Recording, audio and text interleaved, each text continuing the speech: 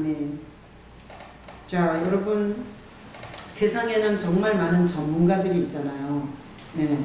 제가 자동차가 문제가 생기니까 자동차 전문가를 찾아갈 수밖에 없더라고요. 자, 그래서 예를 들어서 모든 각층의 분야의 전문가들이 있어요. 그래서 여러분이 혹시 투자하고 싶으면 투자 전문가 있잖아요. 돈이 한 10억 있어. 근데 좀 풀렸으면 좋겠어. 그러면 우리 뭐 요즘에 보면 방송에 막 이렇게 부동산 전문가들이 계속 강의하는 그런 방송도 있더라고요. 또 주식 투자 전문가가 주식은 어느 주식을 사야 하는지 막 이렇게 전문가들이 있더라고요. 세상에는 엄청난 많은 전문가들이 있어요. 자, 근데 오늘 이 말씀에 보면 좀 웃겨요. 자, 오늘 요한복음 4장 47절. 자, 다시 한번 읽어보겠습니다. 그가 예수께서 유대로부터 갈릴리로 오셨다는 것을 듣고 가서 청하되 내려오셔서 내 아들의 병을 고쳐주소서 하니 그가 거의 죽게 되었습니다. 자, 여기 보니까 이 요한복음 4장 47절에 어떤 사람의 아들이 죽게 생겼어요. 뭐 해서? 병이 걸려서. 근데 이 사람의 직업이 나와요. 이 사람 직업이 뭐예요?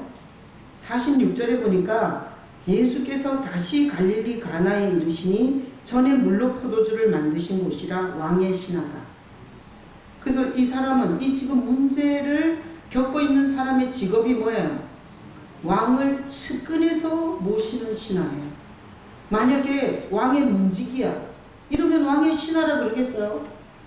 뭐 비서실장 좀 돼야 이렇게 표현하는 거 아니에요? 하여튼 왕 가까이에서 왕을 수발드는 사람이에요. 이 사람은. 그러니까 사회적으로 성공한 사람이에요? 실패한 사람이에요? 성공했다고 볼 수 있어요. 우리가 뭐 여러분 문재인 대통령 뭐 악수해본 사람 있어요? 여기? 없잖아. 우린 다 뭐 출세 못한 거야.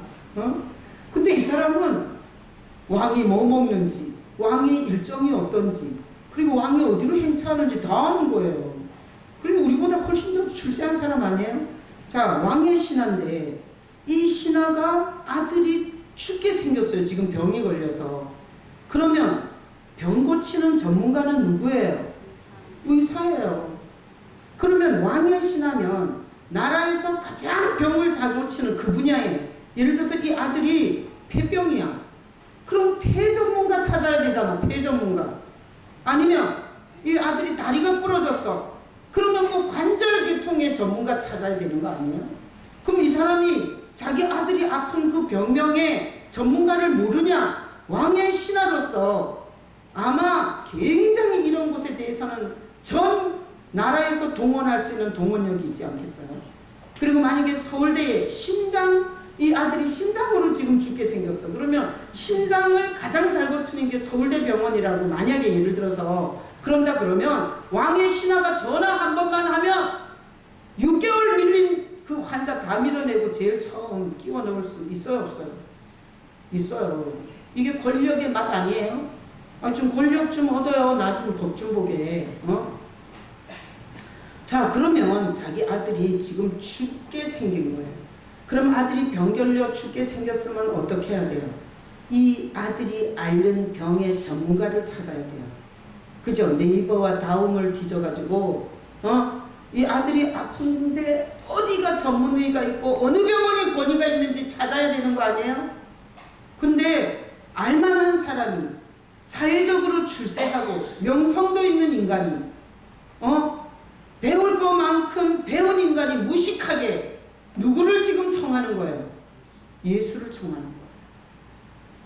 그러니까 일반적으로 봤을 때는 이건 또라이예요. 왜 이렇게 이치에 맞는 짓을 안 하냐고. 그래서 병들어 죽게 생긴 아들이 있으면 우리는 다 어떻게 할 거예요? 그 분야의 전문 병원을 찾을 거예요. 그 분야의 전문 의사를 찾을 거예요. 지구촌을 다 뒤져서라도. 돈이 얼마 들어도 괜찮아. 비행기를 수십 시간 타고 가도 괜찮아. 내 죽을 아들의 병은 누가 고쳐요? 의사가 고치는 거야. 근데 이 왕의 신하는 미친 짓을 해요. 아들이 병들어 죽게 생겼는데 왜 예수를 청하냐고. 자, 그래서 이거는 일반적이지 않아요. 잘 들어보세요. 성경이 심심해서 이걸 썼다. 그렇게 생각하세요? 그리고 성경이 아무 의미 없이 뜻없이 썼다. 이것도 말이 안 돼요. 성경이 양을 부풀려야 돼. 어쨌든 두껍게 해야 돼. 유명한 책이 되려면. 그래서 쓸데없는 얘기를 끼워 넣었겠어요? 자, 그래서 우리는 성경에 이 이야기를 이렇게 적은 것은 이 시대뿐만 아니라 이게 굉장한 메시지를 담고 있기 때문에 성경에 기록을 한 거예요. 수천 년 후에 하나님을 바라보고 나오는 모든 하나님의 자녀들에게 이건 중요한 메시지를 담고 있을 거예요. 그래서 오늘 제가 이것을 설교하겠습니다. 여러분이 제 설교를 들으면서 하나님이 여러분에게 하는 개인적 메시지를 들을 수 있기를 축복합니다. 하나님의 음성을 경고로 듣든지 위로로 듣든지 아니면 가르침, 몰랐어 나는. 근데 다시 한번 가르침으로 듣든지 여러분의 영혼에 하나님의 생명의 말씀이 전달되시기를 축복합니다. 아멘. 자, 그래서 이런 거예요. 왜 이런 차이가 나냐? 자, 여기서 누군가가 자기 새끼가 이렇게 병들었다면 문제 자체만 보는 사람, 우물한 개구리. 그 문제 자체를 중요하게 여기는 사람은 누구를 찾았겠어요? 의사를 찾아요. 의사를. 그런데 인생을 통합적으로 보는 사람, 인생을 통합적으로 보는 사람, 우물한 개구리가 아니라 이렇게 전체적 인생의 그림을 가진 자는 달라요. 왜 다르냐? 여러분, 인간은 원래 병들게 창조됐어요. 이렇게 맨날 암 걸리고 폐병 걸리고 심장병 걸리고 이렇게 살으라고 창조됐어요? 아니. 하나님은 인간을 모든 피조물 중에 유일하게 하나님과 함께 만든 건 인간밖에 없어요. 난 그 생각만 해도 사람만 봐도 막 설레요. 하나님 닮은 존재가 저기 오는구나. 그렇게 하나님 닮은 존재로 유일한 인간을 만드셨어요. 원숭이는 인간하고 비교할 수가 없어요. 여러분, 개한테다가 막 옷 입히고 막 좋은 거 먹이고 하지만 개하고 여러분하고 틀려요. 이렇게 만들었을 때 인간은 병이라는 걸 알아요, 안 알아요? 없었습니다. 병도 없었고 눈물도 없었어요. 다툼이나 배신도 없었어요. 상처도 없었습니다. 하나님이 우리를 만들 때는 그렇게 만들었어요. 병 없는 존재로, 슬픔 없는 존재로, 그리고 서로 미워하고 상처받아서 서로 불편해하는 이런 일이 없는 존재로 만들었어요. 근데 언제부터 이렇게 불쌍해졌어요? 에? 죄가 들어오면서. 죄가 인간에게 들어오고 나서 병이라는 게 와요. 죄가 인간에게 들어오면서부터 전쟁이, 살인이, 죄가 들어오고 나서 인간에게 아주 끔찍한 것들이 많이 왔어요. 인생이 너무 고달프고 힘들어요. 왜 그래요? 완전하게 공급되던 에덴에서 쫓겨나고 죄가 들어오고 나서 인간처럼 비참한 존재가 없어요. 자, 그러다 보니 자, 문제 자체만을 다룬다면 의사를 찾아야 돼요. 그런데 이 왕의 신하는 병이 어떻게 온 거예요? 죄 때문에 온 거예요. 근데 이 죄의 문제를 해결하는 게 누구예요? 예수님이세요. 그러니까 이 왕의 신하는 우리랑 생각하는 게 다른 거예요. 이런 거 있잖아요. 손가락이 부러졌어. 그 손가락만 치료하는 게 아니라 이 손가락을 치료해서 어떤 손가락으로 쓸 것이냐까지 생각해야 예수는 초청하는 거예요. 자, 우리 존재 인식을 어떻게 하느냐에 따라서 내가 뭐가 문제가 있어? 내가 왜 죄인이야? 난 저 인간보다 나보다 착한 인간 있으면 나와보라 그래. 이렇게 존재 인식을 하면 인생의 문제는 하나도 못 풀어요. 근데 성경은 우리의 존재 인식을 분명하게 시켜줘요. 자, 우리 존재 인식. 자, 마태복음 1장 21절 읽어봐요. 아들을 낳으니 이름을 예수라 하라. 이는 그가 자기 백성을 그들의 죄에서 구원할 자이시니라. 성경에서 우리의 정체성이 뭔가면 죄를 갖고 있는 인간이에요. 자, 여기서 한 명도 열애는 있다 없다? 없어요. 자, 우리는 죄에 다 감염됐어요. 죄라는 이 바이러스에 모든 사람이 다 감염이 됐고, 죄인끼리 섹스를 해서 애를 낳으면 그 애도 죄에 감염이 돼요. 이게 죄인이 죄인을 낳고 죄인이 죄인을 낳으며 서로 죽이고 죽고, 그리고 미워하고 싸우고 상처받고 뺏고 짓밟고 무시하고, 이런 끔찍한 죄악의 역사가 지금 예수님이 오신 후에도 2018년을 지금 진행하고 있는 거예요. 자, 그래서 성경에서 보여주는 우리의 문제는 뭔가 하면 죄에 감염된 정체성이 우리의 문제예요. 자, 이렇게 죄가 있는 우리를, 이 죄의 문제를 해결해 주러 오신 분이 누구예요? 예수님이세요. 자, 그러면 자기가 죄에 감염됐다는 인식을 하는 자는 지금 병의 문제가 아니라 이 병을 끌고 들어온 원인인 죄를 다뤄야 되는 거예요. 그러니까 이 왕의 신하는 굉장히 똑똑한 사람이에요. 우리하고는 달라요. 우리는 돈 있으면 부동산 전문가를 찾고, 병이 걸리면 그 병의 전문가를 찾고, 그리고 아이를 진학시킬 때는 진학 전문가를 찾아요. 근데 이 왕의 신하가 성경에 기록된 이유는 우리와 차원이 달라. 이 왕의 신하가 생각해 볼 때 병은 죄로 말미암아 온 거예요. 그 병을 고쳐놓으면 그놈이 건강한 몸뚱이 가지고 또 죄짓지 않겠어? 그러니까 이 모든 인생의 본질적 문제를 해결해 주는 건 메시아, 이 죄의 문제를 해결하는 메시아 외에는 없는 거예요. 그래서 전문의를 찾지 않고 누구를 찾았어요? 물을 포도주로 만들 메시아 그리스도 예수를 초청한 거예요. 자, 그래서 여기서 오늘 우리는 설교를 들으면서 우리는 예수가 필요한 사람들이에요? 필요했다가 필요 없었다가 이래요? 우리는 다 필요한 사람들이에요. 우리 한번 두세 사람이 모인 곳에 내가 그들 중에 함께 있겠다 약속했어요. 예배하는 자들을 찾아오겠다 약속하셨어요. 하나님은 뻥치거나 거짓말하지 않아요. 여기 이 예배 가운데 와 계시는 예수님 앞에 우리 한번 고백하고 가요. 자, 다 같이 고백하겠습니다. 나는 죄인으로서 예수님이 필요합니다. 여러분 인생에서 이 고백을, 나는 예수님이 필요합니다. 나는 예수님이 오셔야 합니다. 이 고백을 잘 할 수 있기를 축복합니다. 자, 다음 구절. 마태복음 3장 1절로 2절 읽어봐요. 그때에 세례 요한이 이르러 유대 광야에서 전파하여 말하되 회개하라 천국이 가까웠느니라 하였으니. 자, 요한은, 세례 요한은 예수님이 오시기 전에 온 죄인들에게 메시지한 선지자예요. 근데 이 세례 요한이 뭐라 그랬냐면 이렇게 했어요. 회개하라. 회개라는 건 뭔가 하면 방향을 바꾸라는 뜻이에요.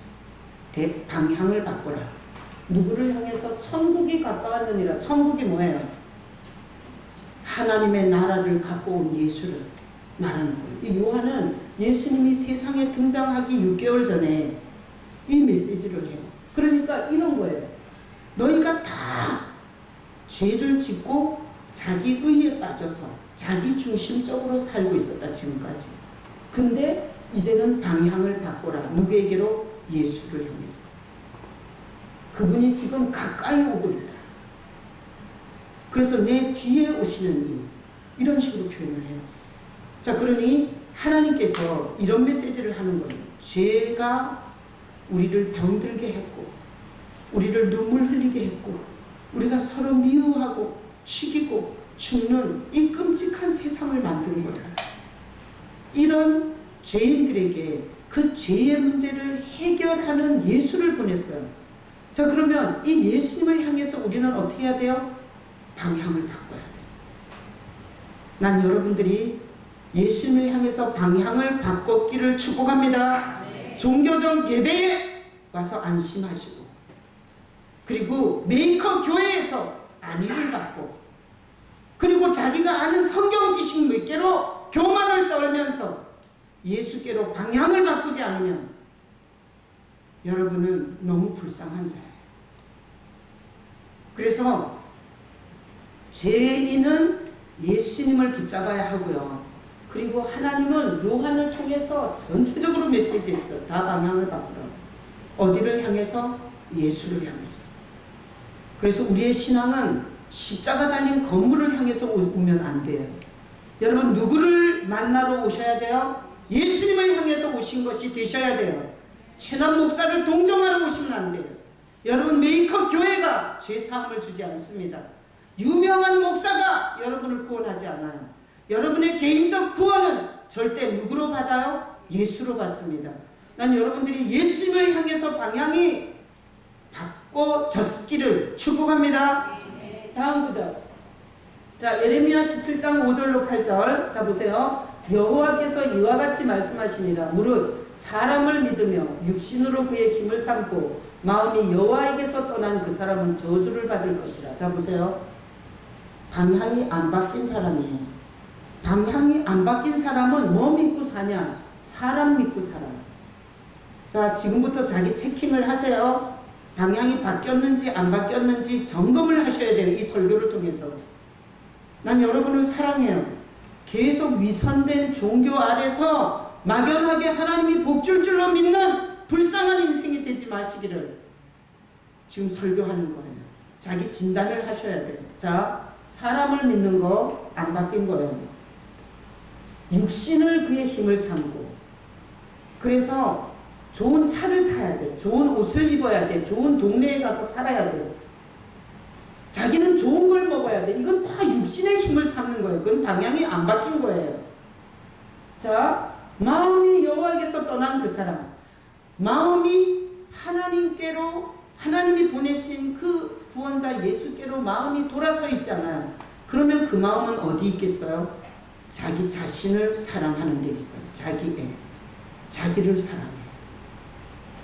그래서 하나님이 보내신 구원자를 향해서 마음이 돌아서 있잖아요. 그래서 기도는 어떠냐? 계속 나한테 맞춰가지고 내가 부자가 돼야 되고, 내가 좋은 집에서 살아야 되고, 내가 좋은 차를 타야 되고, 막 이러는데 하나님이 하나도 안 도와주는 거야.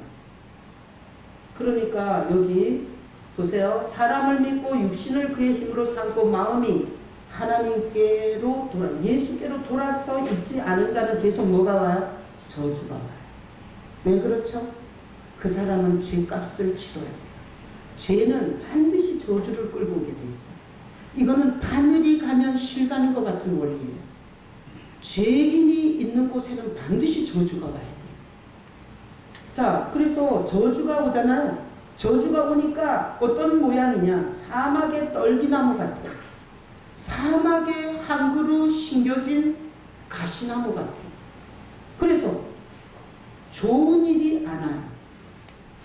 정신에도, 영혼에도, 마음에도, 육체에도, 자식에게도, 가정에도, 물질에도 좋은 일이 안 와. 그래서 모든 나무는 열매를 봐야 돼요. 우리 나무 이파리는 보고 뭔지 몰라. 그런데 열매가 맺히면 정확하게 알 수 있어요. 대추나무였구나, 사과나무였구나, 도마도가 열렸네. 열매를 보면 정확하게 알아요. 자, 오늘 설교를 들으면서 난 여러분들이 자기 영적 정체성을 진단할 수 있기를 축복합니다. 여러분이 지금 현재 살다가 지금 현재 여기 있어요. 근데 하여튼 사업이 망했는데 그로 말미암아 내가 예전에 못 깨닫던 것을 깨달았어. 이거는 아니에요. 사막에 떨기나무가 아니에요. 근데 모든 전 영역에 좋은 일이 안 와. 좋은 일이. 어떤 것도 좋은 일이 안 와. 이러잖아요. 그러면 문제가 뭐냐? 사람을 믿고 지 육신의 힘을 믿고 그리고 하나님과 전혀 상관없이 자기의 중심으로 살고 있는 방향이 안 틀어진 거라고요. 그래서 점검하셔야 돼요. 어떤 좋은 일도 없어 나한테. 그러면 하나님을 원망해야 돼요. 내 신앙의 본질적 문제를 해결해야 돼요. 신앙의 본질적 문제를 해결해야 돼요. 방향을 바꾸셔야 돼요. 난 여러분들이 예수님을 향한 방향이 예수님을 향해서 바뀌었기를 축복합니다. 예배한다고 몰라요. 새벽 예배 한 번도 안 빠진다고 몰라. 11조 한다고 몰라. 뭐 구제하고 봉사활동 한다고 몰라. 하나님만 알아요. 본인만 알아요. 미쳐 죽을 것 같아요. 어떤 좋은 일도 안 왔어요. 그래서 광야 간조한 곳, 건건한 땅, 사람이 살지 않는 땅에 거하는 것 같이 열받아 사람은 계속 깨져. 부부가 깨지고 자녀가 깨지고 직장에서 깨지고 다 떠나고 자기 혼자 남아. 열매가 유일하게 하나 있던 마누라까지 쫓아내고 호렙이 냄새를 피우면서 혼자 살잖아요. 그럼 이건 굉장히 그럴 건가 좀 생각해 봐야 돼요. 자, 사람을 믿고 육신의 힘을 삼고 마음이 여호와에게서 떠난 사람은 죄 상태로 있는 거예요. 자기가 주인인 사람. 죄인에게는 하나님이 저주를 보내야 돼요. 이게 하나님의 공의예요. 자, 그래서 여러분의 상태를 진단해 보시고요. 다음 구절. 그러나 뒤집죠. 이제 반대가 나와요. 그러나 무릇 여호와를 의지하며, 이건 구약의 표현이에요. 현현한 하나님, 인간에게 나타난 하나님이 여호와라고 자기 소개를 했어요. 신약적으로 보면 이건 누구예요? 예수님이에요. 저 그래서 예수님을 의지하며 예수님을 의뢰하는 그 사람은 뭘 받아요? 복 받아요. 그러니까 금식한다고 복이 오는 게 아니야. 마음의 방향이 나로부터, 내 자기 애로부터 예수께로 방향이 바뀌어야지 복이 와요. 자, 복이 와요. 예수를 의지하고 예수를 의뢰하면 복이 와요. 나무가 뭐예요? 물가에 심긴 나무 같아요. 물가에 심긴 나무. 아까 사막에 물기 하나도 없는 곳에 어떤 좋은 일도 오지 않는 그곳에 심긴 나무랑 차원이 틀려요. 자, 방향이 바뀐 자, 물가에 심겨진 나무예요. 자, 보세요. 그 뿌리를 강변에 뻗치고 있어요. 물 근원에다 뻗치고 있는데, 자, 어려운 일은 있어요, 없어요? 있어? 더위가 온대잖아, 더위가. 그러니까 방향을 바꾸고, 그리고 물 근원에다 뿌리는 뻗치고 있는데 더위가 와. 방향을 바꿔도 인생에는 어려운 일이 올 수 있다, 없다? 있다. 그런데 뭐가 틀려요? 두려워하지 않아요. 예수님을 향해서 인생의 방향을 바꾼 자는 인생에 어려움은 있지만 그것 때문에 그렇게 영원히 겁이 나갖고 뭐 떨듯 떨진 않아요. 자, 저는 교회를 목회를 해요. 가족이 많아요. 그리고 내 개인의 인생도 있어요. 여기에 연결된 게 물질은 없겠어요. 사람은 없겠어요. 엄청 골치 아픈 일들이 많아요. 자, 그러면 나는 그 골치 아픈 일을 가지고 이거 어떡하지? 이렇게 두려워질 때가 있겠어요, 없겠어요? 엄청 많아요. 그럴 때 제가 이렇게 생각해봐요. 예수님이 하나님인데 날 위해 죽었어. 날 살리려고. 이 죽은 개 같은 날 위해서 살리려고 당신이 그 저주의 나무에 대신 달렸어. 그 예수님이 날 위해 죽은 십자가를 이렇게 바라보면, 아니, 날 위해 죽으신 분이 날 위해서 뭔 일을 못하겠어? 이 생각이 확 들어요. 그래서 두렵다가도 기도하면서 기다려보자. 주님이 날 죽일 거였으면 왜 당신이 죽었겠어? 주님은 날 살리려고 죽은 거잖아. 그러니까 지금 있는 문제가 기도하고 기다리다 보면 주님이 어떻게 하시는지 주님이 하시겠지. 여러분의 두려움이 해결이 돼요. 또 잎이 청청하며 가뭄은 해에도 걱정이 없고 가뭄도 와. 그래서 예수께 방향을 틀고 산다고 해서 이 세상이 걱정 근심이 하나도 없이 뭐 천국같이 그렇게 살지 않아. 그러다 시험 드는 거예요. 우리는 예수께 방향을 틀어도 사업에 더위도 오고 육체에 더위도 오고 그리고 가끔씩 물질에 가뭄도 오고 자식이 가물어질 수도 있고, 그런데 걱정이 없고 결실이 그치지 않는다. 그래서 제가 잘 써먹는 방법이에요. 나는 나 자신을 신뢰하는 것이 얼마나 병신 같은 인생인지를 경험했어요. 계획했고 열심히 살았고, 그리고 그 방법이 옳은 줄 알다가 저는 정신병, 육체적인 종합병원, 가정도 깨지기 직전, 자식들도 버리기 직전, 여기까지 갔기 때문에 내 자신을 신뢰하고 살고 싶지 않아요. 그래서 제가 항상 저는 날 위해 죽으신, 날 위해 다시 사신 예수님을 바라봐요. 그래서 저는 그러면 아주 배가 배 바깥으로 나와. 배꼽이 배 바깥으로 나와. 배짱. 하나님이 살리려고 죽으셨는데 날 죽이시겠냐? 이 생각이 나서 이게 돼요. 이게 두려움과 걱정이 해결이 돼요. 그러면서 놀라운 내가 생각하지 못한 일들을 하시는 주님을 경험했어요. 자, 그래서 예수 하면서 이게 이런 감정이, 두려움과 걱정이 빨리빨리 해결이 안 되면, 아니 좀 시간은 걸리더라도 이게 점점 두려움이 심해지고 걱정이 점점 많아지잖아. 그러면 방향을 안 바꾼 거예요. 회개하라가 안 된 거예요. 여전히 자기의 속에 빠져서 우상숭배하는 거예요. 우상숭배. 한 세상 잘 먹고 잘 살고 편안하게 몸뚱아리 움직이지 않고 게으른 산 증인으로 살고 싶은 거짓말에 속은 거. 내가 구약을 이렇게 읽어보니까 다른 신을 자꾸 섬겼대. 다른 신을. 아니 이스라엘이 뭔 다른 신을 섬긴 적이 있어요. 그래서 제가 묵상하다가 깨달은 거예요. 우리가 여기 다 누구 섬기러 왔어요? 하나님 아버지와 우리 주 예수 그리스도와 운행하시는 성령을 섬기러 왔잖아요. 그런데 예를 들어서 다른 신은 이런 거예요.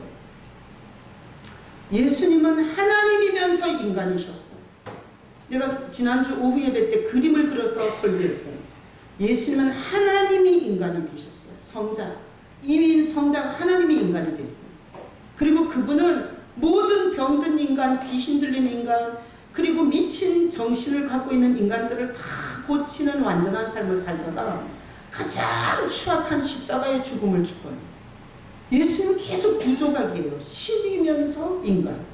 완전하게 살았는데 가장 처참하게 죽어요. 근데 죽었다가 살아나서 하나님 우편에 계세요. 지금 다스려요. 자, 우리가 제대로 예수를 믿는다면 이런 예수를 바라봐야 돼요. 하늘 보좌를 버리고 나 같은 인간의 비천한 벌레 같은 육신이 되신 하나님, 인간의 죄 때문에 일어난 모든 질병과 문제를 돕다가 가장 처참하게 내 죄값을 치르신 예수님, 사망 권세를 이기시고 살아나셔서 지금 천지를 다 주재하고 계시는 하나님, 이렇게 믿으면 이건 예수 믿는 거예요. 그런데 부동산을 올려주는 신이야. 부동산. 주식을 올려줘야 돼. 그런 신을 믿으면 이건 다른 신 아니에요? 제가 오후 설교를 교도소식으로 그림을 그려서 그렇게 설교하고 나서 그 다음날 새벽에, 저는 새벽에 설교하고 나서 이 강제성에서 이렇게 손들어요. 눈을 감아요. 누구 바라봐요? 예수 바라봐요. 예수 바라보고 이렇게 손을 드는데 제가 그 오후 예배 때 내가 그리면서 설교했던 예수님이 생각나더라고요. 하나님이 인간이 되신 예수님. 그렇게 인간을 도와줬는데 그 인간의 손에 가장 처참하게 나무에 달려 못 박혀 죽은 예수님. 그러나 그분은 거기 매달려 있을 수가 없었고 그분은 모든 사망 권세를 이기고 살아나셔서 온 우주 만물을 다스리시는 예수님, 이렇게 손들고 그분을 바라보니까 얼마나 찬양과 경배가 되고 내가 앞으로 죽어도 이분을 붙잡고 죽으리라 이렇게 충만해지더라고요. 그러니까 다른 신은 지가 만든 신을 바라보는 거예요. 그래서 제가 예수님을 1:1 양육에서 예수님이 계속 두 조각으로 소개가 돼요. 응? 신성의 예수, 인성의 예수, 그리고 모든 사람을 고쳐주고 가르쳐주고 회복한 예수, 그러나 가장 처참하게 죄값으로 죽은 예수, 그리고 그분이 사망 권세를 이기고 부활한 예수, 지금 온 세상을 다스리는 예수. 내가 그거를 1:1 양육 교재를 가지고 오후 예배 때 소개를 해주고, 그리고 나서 제가 기도하는데 제 기도가 완전히 아주 입체로 은혜가 되더라고요. 입체로. 여러분 눈 감고 시꺼매 블랙이야. 거기다 대고 뭔 상담을 할 것이며 거기다 대고 뭔 인생의 의논을 하겠어요? 말씀을 읽고 말씀에 나타난 그 예수 그리스도를 믿음으로 바라보면서 그분하고 의논을 해야 실제 의논이 되는 거지. 예? 자, 그래서 여기서 자기 진단을 해요. 방향을 돌이켰는지 기독교라는 무늬를 가지고 여기 앉아 있으면서 좋은 일이 하나도 오지 않아. 영혼에도 정신에도 육체에도 물질에도 자식에게도 인생에도. 이거는 하나님 탓이 아니에요. 교회 탓이 아니에요. 이거는 제 목회자 문제가 아니에요. 여러분이 개인적으로 방향을 안 바꾼 거예요. 그래서 방향을 안 바꾼 죄에서 건지는 예수를 향해서 방향이 바뀌지 않은 인간은 계속 저주가 온다고요. 아니, 죄는 저주를 계속 불러들인다고요. 이 저주를 막아주시러 오신 분이 예수님이세요. 예수님이 여러분을 떠나면 되겠어요? 안 되겠어요? 그 순간부터 저주가 오는 거예요.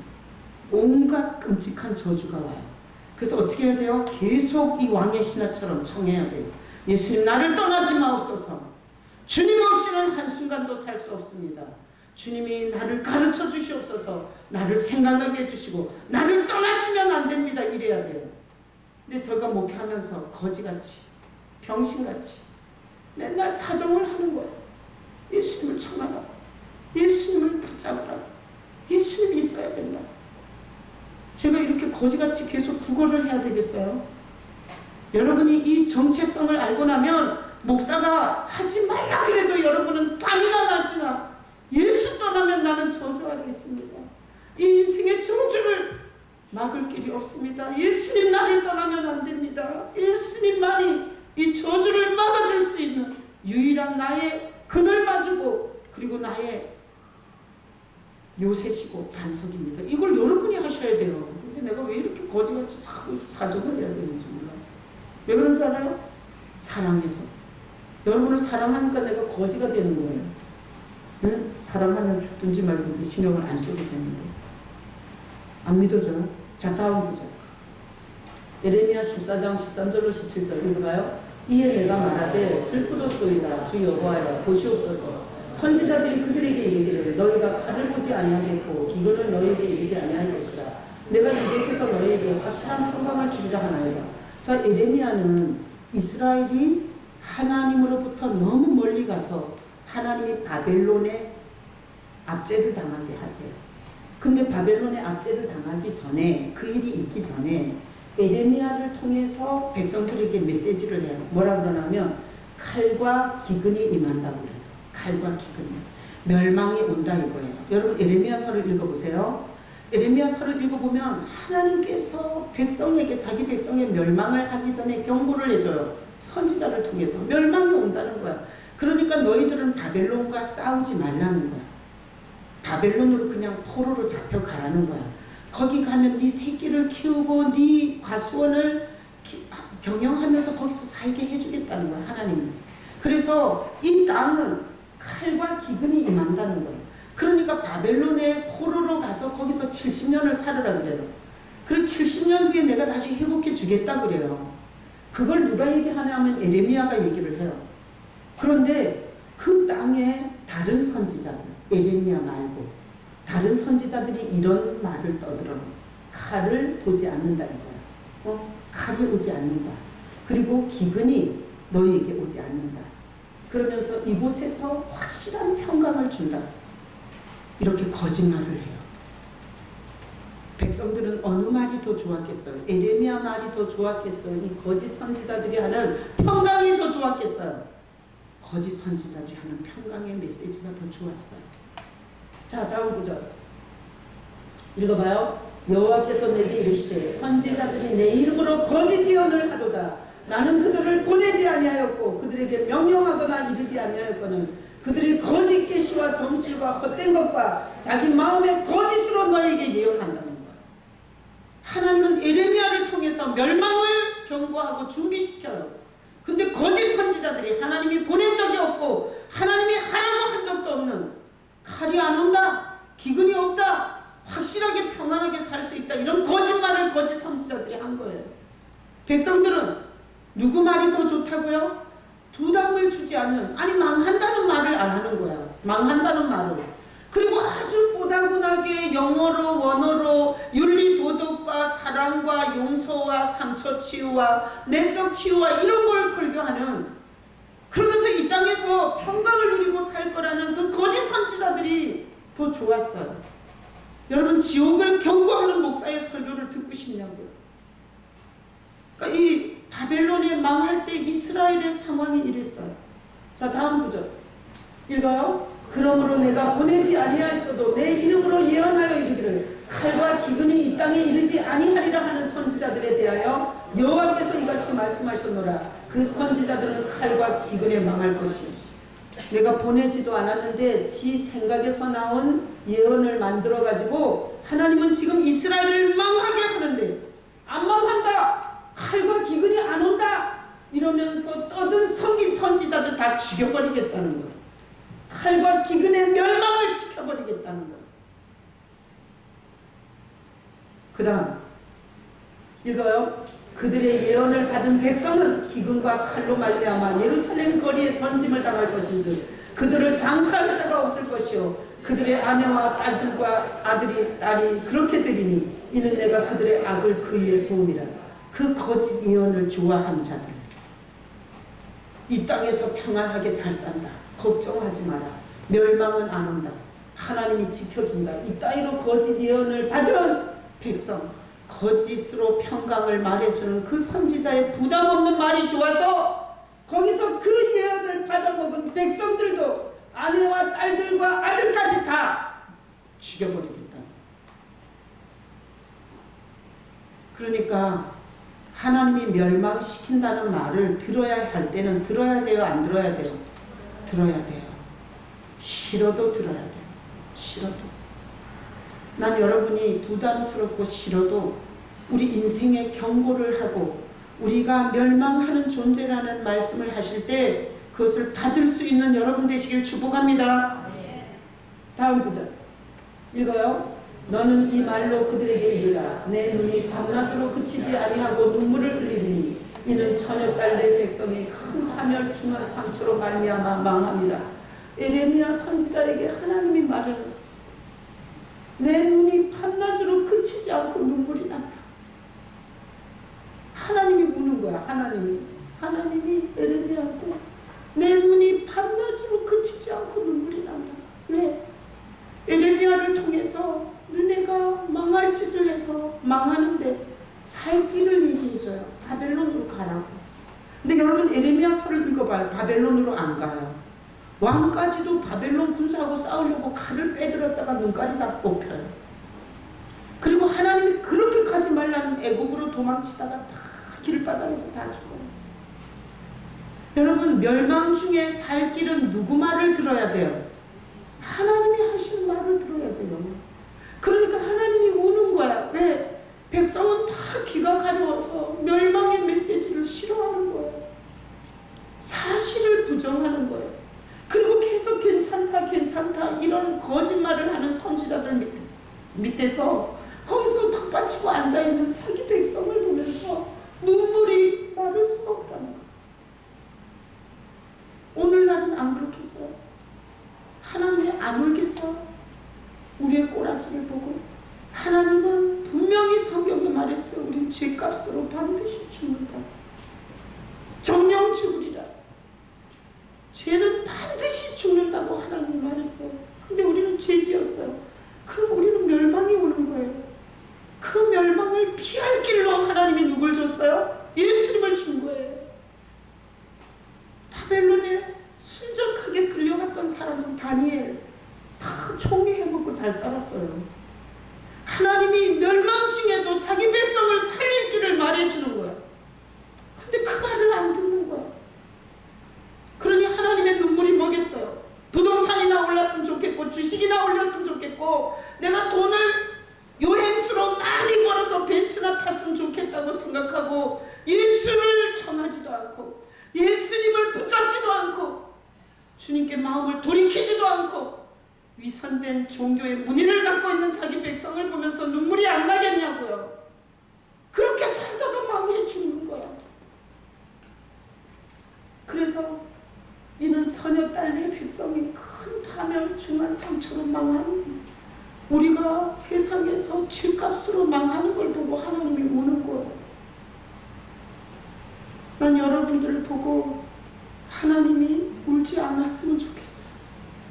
하나님이 울지 않는 유일한 이유는 예수님을 매 순간 모든 상황 속에서 주님을 청할 때, 그럴 때 하나님은 울 일이 없어요. 왜?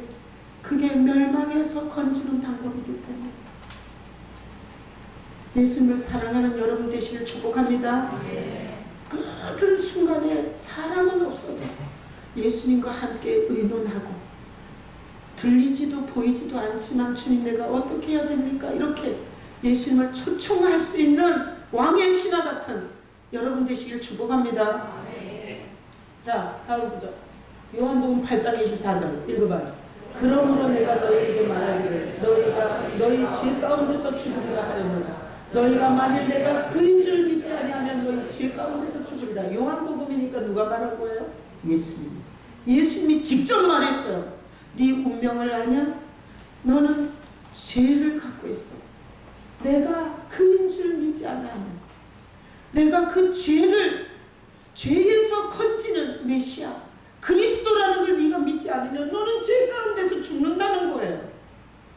그러니 에레미야를 통해서 멸망하는 바벨론 앞에서 살 길을 내어줬던 것처럼 우리가 죄값으로 반드시 죽어서 망하든지 이 세상이 망해서 같이 망하든지, 우리의 망함은 둘 중에 하나예요. 우리 목숨이 다해서 죽을 때 망하는 거고, 그 다음에 이 지구촌이 하나님의 심판 아래서 망하면 우리 같이 망하는 거예요.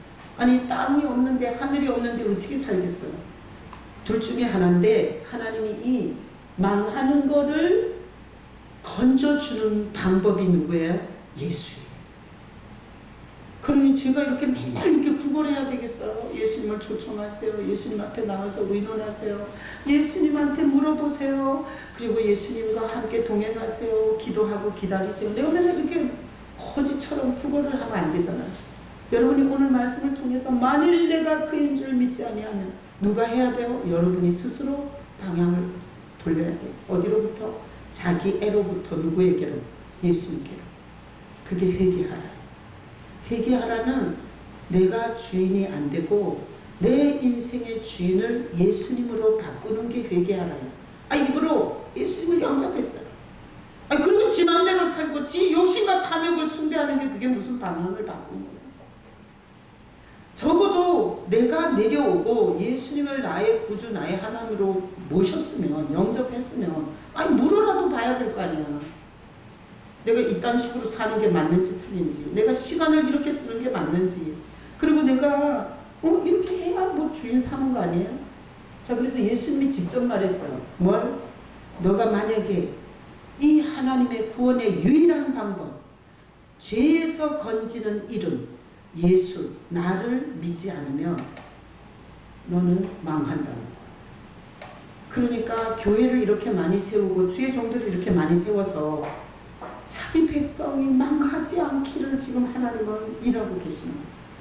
그런데 목회자가 강단에서 이 예수님을 붙잡을 수 있도록 설교하지 않는 것은 거짓 선지자예요. 안 그래요? 여러분 손에 손잡고 사랑합시다. 교회는 사랑이 있어야 돼. 이러잖아요. 그럼 거짓 선지자예요. 하나님은 이렇게 메시지 하길 원해요. 우리는 죄인입니다. 죄값은 반드시 멸망입니다. 멸망하지 않게 하나님이 보낸 방법이 예수입니다. 여러분 예수님을 붙잡고 사셔야 합니다. 예수님을 붙잡고 살면 천국에서 눈 뜹니다. 예수님은 우리의 삶의 길을 가르쳐 주시고 인도하십니다. 이렇게 주님을 붙잡을 수 있도록 설교해야 참 선지자인 거예요. 아시겠어요? 자, 그래서 여기 한 명도 예수소가 메시아, 죄에서 건진다는 이름이 예수예요. 자, 예수라는 이름의 뜻이 죄에서 건진다는 뜻이에요. 내가 예수님 이렇게 부르면 죄에서 건지시는 분 이렇게 부르는 거예요. 죄에서 건져진다는 건 저주에서 건지는 거예요. 저주가 사라지는 거예요. 그러니 예수님을 붙잡는 것은 엄청난 우리 인생의 대단한 역사예요. 여러분 스스로 예수 떠나면 안 된다. 예수가 떠나는 순간 나는 저주가 아주 바켓으로 물 붓듯이 나한테 임한다. 나는 한순간도 예수님과 분리되면 안 된다. 이런 믿음을 여러분이 고백할 수 있기를 축복합니다. 네. 자, 다음 구절. 로마서 10장 17절 읽어봐요. 그러므로 믿음은 들음에서 나며 들음은 그리스도의 말씀으로 말미암는다. 자, 우리가 교회 와서 많이 들어요.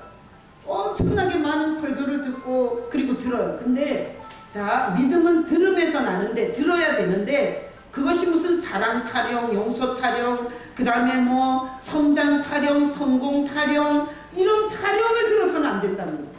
뭐에 대해서 들어야 돼요? 그리스도의 말씀을 들어야 돼요. 예수에 대한 말을 들어야 돼요. 자, 예수님이 누군지, 하나님이시고 인간이라고, 예수님이 뭔 일을 했는지, 우리를 죄에서 살리려고 대신 저주받았다고, 그분은 지금 뭐 하고 있는지, 그분은 사망 권세를 이기시고 하나님 우편에서 다시 올 준비를 하고 있다고, 그리스도에 관한 말을 들어야 되는 거예요.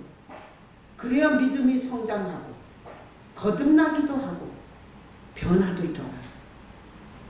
제가 1부 예배 때 얘기하고 2부 예배 때는 얘기 안 하려고 그랬는데 저희 최남선 권사님이 김창복 집사님과 최영순 집사님 집에 이번 주에 갔었대요. 나는 우리 선교사님이 와가지고 전해 들었어요. 나한테는 그런 얘기 안 했는데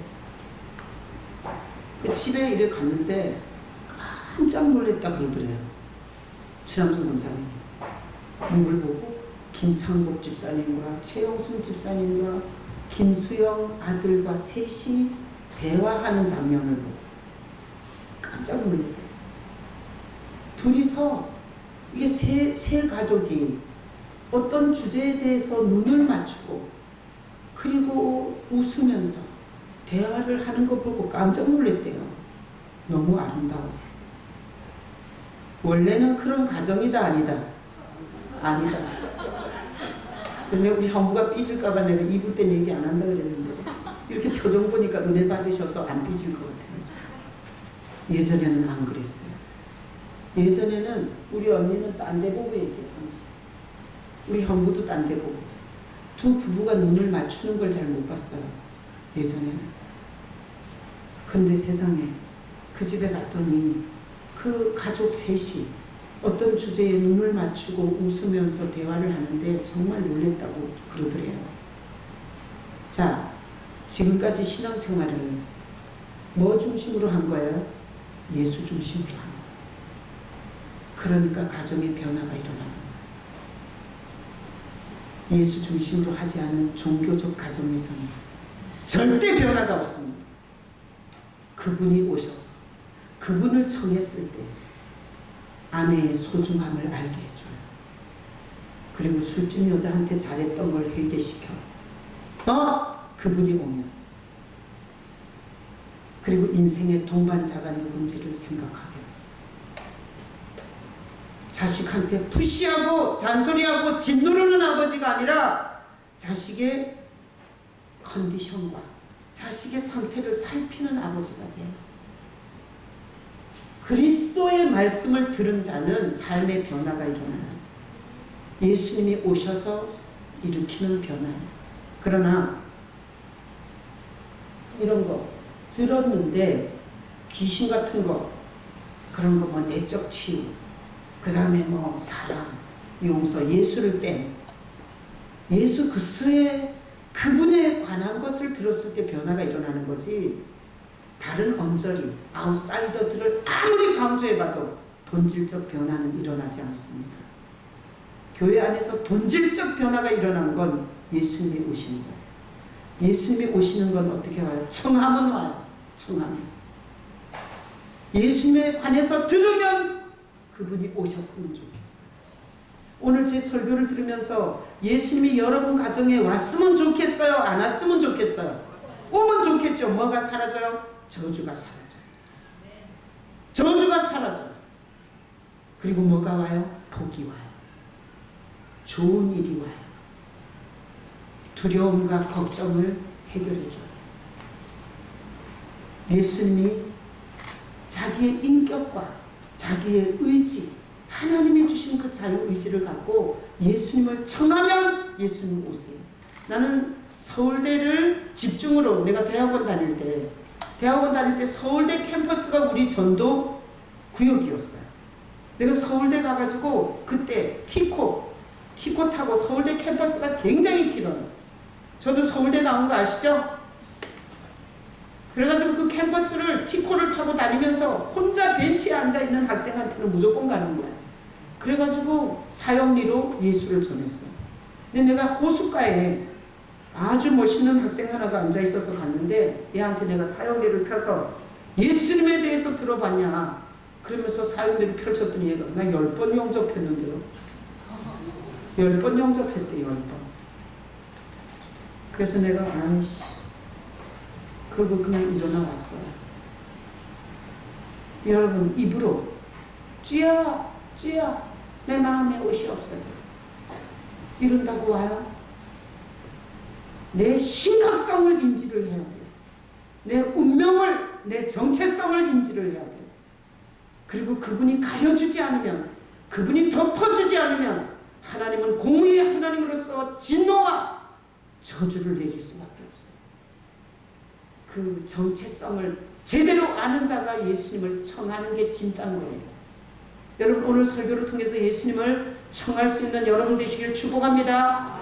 제가 자꾸 뭐 나오라 들어가라 이러는 걸 가지고 움직이는 조종받는 신앙이 되지 마시기를 축복합니다. 자, 다음 구절 야고보서 1장 17절 읽어봐요. 온갖 좋은 은사와 온전한 선물이 다 위로부터 빛들의 아버지께로부터 내려오나니 그는 변함도 없으시고 회전하는 그림자도 없으시고. 자, 저는 이 구절을 너무 좋아해요. 제 신앙생활 전체를 잡고 가는 몇 구절 중에 하나예요. 자, 보세요. 잘 보세요. 온갖 좋은 거, 은사, 온전한 선물이 다 어디로부터 와요? 위로부터. 그래서 우리가 예배 드리고 나서 하늘에 계신 아버지 이러잖아요. 하나님은 우리보다 높은 분이고 위에 계시는 분이기 때문에 그러는 거 아니에요? 자, 우리는 세상을 살아가면서 돈 버는 방법이 다 저기 있어. 부동산에 있고 주식에 있고 노름에 있고 이럴 수 있어요. 그런데 성경은 그렇게 말하지 않아. 성경은 모든 좋은 것은 어디서 와요? 위에서 오는 거예요. 위에서. 여러분, 오늘부터, 자, 오늘 이 왕의 신하의 아들이 낳는 것도 위에서부터 역사해 주면 한 방이면 끝나는 거야. 그래서 난 여러분들의 인생의 모든 좋은 것이 위에서부터 어디로? 빛들의 아버지. 자, 하나님 아버지, 예수 그리스도, 성령, 삼위일체. 삼위일체 하나님이 다 위에 계세요. 자, 위에서 빛들의 아버지로부터 내려와. 그분은 변함도 없으시고 회전하는 그림자도 없으십니다. 자, 이거는 뭔가 하면 저는 우울증으로 정신병에 온갖 질병을 다 뒤집어 쓰고 난소에 결혼하기도 전에 25cm의 종양이 있었어요. 결혼하기도 전에. 이게 한 바퀴 돌아 꼬여가지고 썩어 들어가고 있었어요. 이런 온갖 저주가 다 내 인생에 임해 있는 상태였어요. 근데 예수님을 통해서 내 인생이 바뀌기 시작했어요. 자, 그러니 저는 어떤 신앙생활을 하게 됐나 하면 항상 문제가 생겨도 항상 거기 주님께서 내 인생을 도울 것을 바라봤어요. 근데 형체가 없어, 그분은. 그래서 내가 이런 걸 좋아합니다. 이런 거죠. 그림자도 없으십니다. 변함도 없으시고. 그분은 내 눈에 어떤 형체가 아니세요. 그리고 어떤 느낌이 아니세요. 그리고 그분은 어떤 만질 수 있는 어떤 감각도 아니세요. 근데 그분은 살아계세요. 그래서 제가 인생을 살다가 어려운 일이 생기면 항시 형체도 없으시고 느낄 수도 없고 그리고 만져지지도 않지만 그분은 살아계세요. 날 위해 죽고 살아나셨어요. 나한테 악한 계획이 없으세요. 그래서 그분을 향해서 내가 이렇게 고개를 들어요. 그러잖아요. 그분이 거기에서 내 상처를 엄청나게 많이 치유했고, 그리고 내가 모르는 걸 가르쳐 주셨고, 그리고 내 인생에 기다려야 할 때를 알고 엄청 잘 기다릴 수 있도록 다 도와주셨어요. 제가 오늘 새벽에도 얘기했지만 저는 목회를 하면서 정말 많은 이게 남들이 겪지 않은 고통을 많이 겪었어요. 목회자 때문에. 그래서 제가 이게 스트레스를 너무 많이 받을 때는 이게 원형 탈모가 생겨가지고 제가 피부과 의사가 나한테 말했어요. 당신은 지금 면역 체계에 이상이 온 것 같다. 그래서 면역이라는 거는 밖에서 들어오는 바이러스를 공격해야 되는데 면역 체계에 이상이 옴으로 말미암아 내가 나를 공격한대. 내가 나를 공격하는 거야. 그래서 내 몸에 있는 모든 털을 공격해가고, 그래서 이 원형 탈모가 8개가 생겨있는 거야. 그 피부과 의사가 말해요. 이제 더 이상 내가 당신한테 해줄 건 없습니다. 그랬을 때 제가 어떤 심정이겠어요? 자, 항암을 하면 이 속눈썹까지 다 빠지더라고요. 장정용 권사님이 목사님 보세요. 제 속눈썹까지 다 빠졌어요. 여러분, 이게 인간의 면역 체계가 자기를 공격하기 시작하면 이거는 뭐 끝나는 거 아니에요? 뭐 어떻게 했겠어요?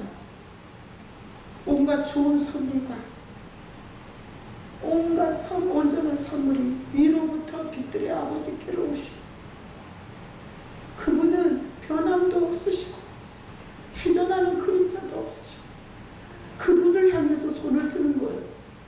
성도들한테 이 원형 탈모가 8개씩 있을 때는 말을 못해요. 왜? 걱정하니까.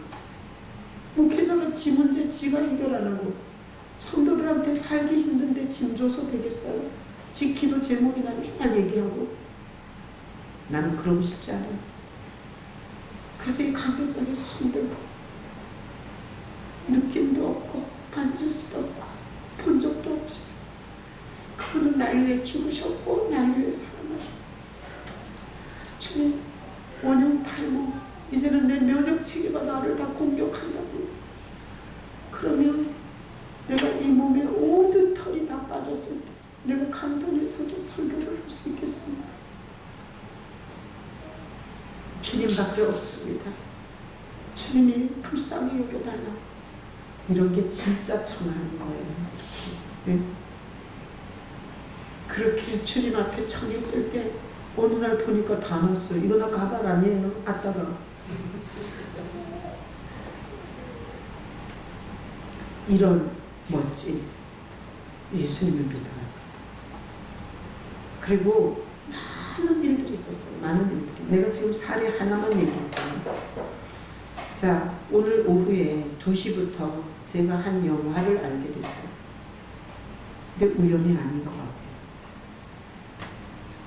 나는 성부, 성자, 성령, 삼위 하나님께서 하나님이 어떤 마음으로 예수를 보냈는지, 그 예수님은 어떤 마음으로 죽으셨는지, 그리고 예수가 있어야 성령이 와요.